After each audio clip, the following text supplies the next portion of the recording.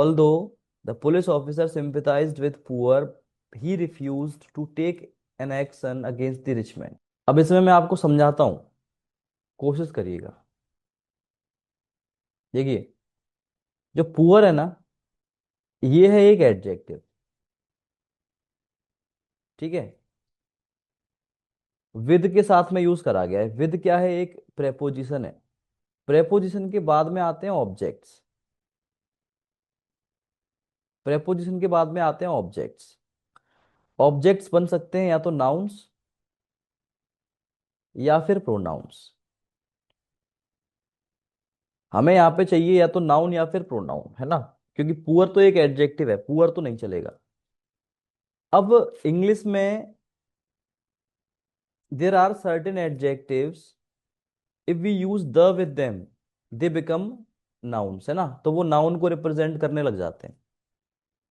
जैसे कि मैंने यहाँ पे लिख दिया, ये कुछ वर्ड्स मैं आपको बता रहा हूँ। The poor, the rich, the employed,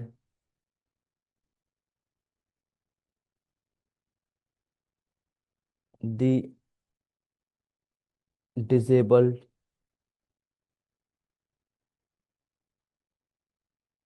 the educated,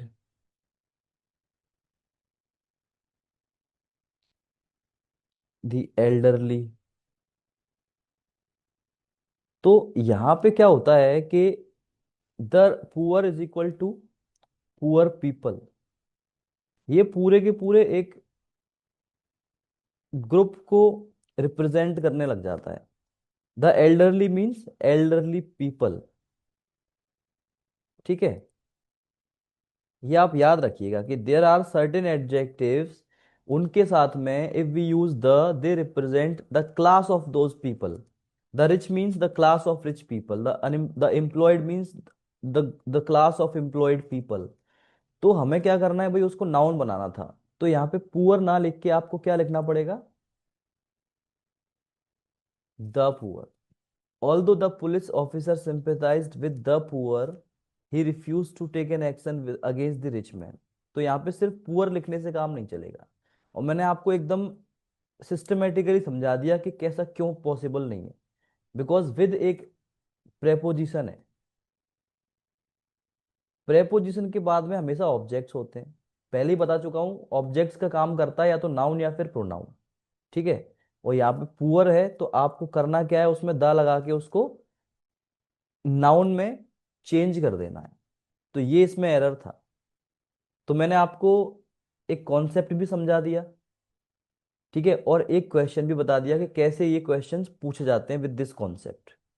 अगर इसमें कोई प्रॉब्लम हो, कुछ बात समझ में नहीं आ रही हो, तो आप मुझसे पूछ सकते हैं, है ना?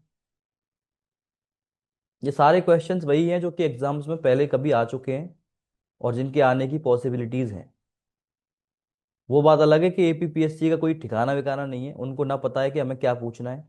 ठीक है, कहीं और किसी स्टेट में होते तो बढ़िया स्टे लगाते, लोग बढ़िया रेज करते क्वेश्चंस। हमारे क्या है, लोग कुछ कहते नहीं है, सिलेबस में कुछ देते हैं, पूछते कुछ हैं। बच्चों का टाइम भी वेस्ट होता है, वो जो पढ़ते हैं वो एग्जाम में नहीं आता है, तो बहुत प्रॉब्लम होती है।